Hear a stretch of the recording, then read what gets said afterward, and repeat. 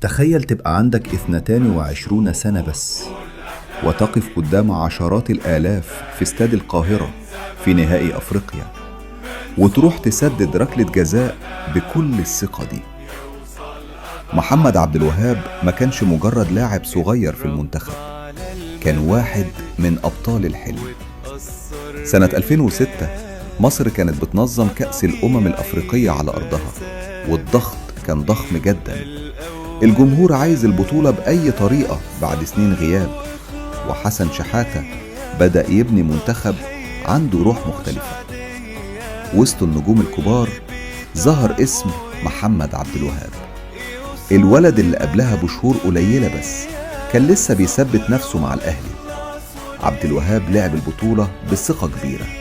على الطرف الشمال كان مصدر خطورة مستمر، عرضيات، تسديدات، تحركات بدون خوف، وكان واضح إن عنده شخصية لاعب بطولات.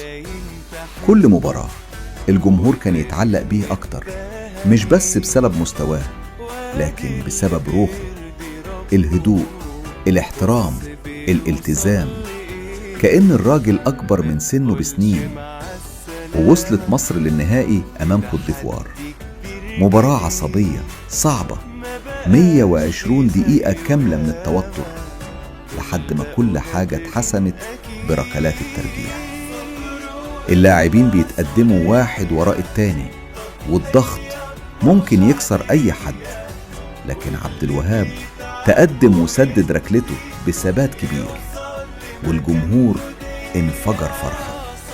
وفي النهاية مصر بطلة أفريقيا.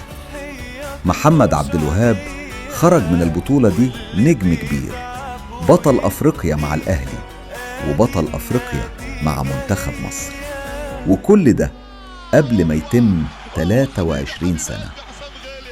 لكن وسط الفرحة والنجاح كانت في أزمة بتتكون بعيد عن الملعب، أزمة ممكن تغير مستقبله كله. الظفرة الإماراتي عايز اللاعب يرجع، والأهلي يريد الاحتفاظ بيه. أما عبد الوهاب فكان عنده قرار واضح جدا. الحلقة الجاية الكلمة اللي قالها محمد عبد الوهاب وخدت مكانها في تاريخ الأهلي للأبد: عمري ما هخالف وعد.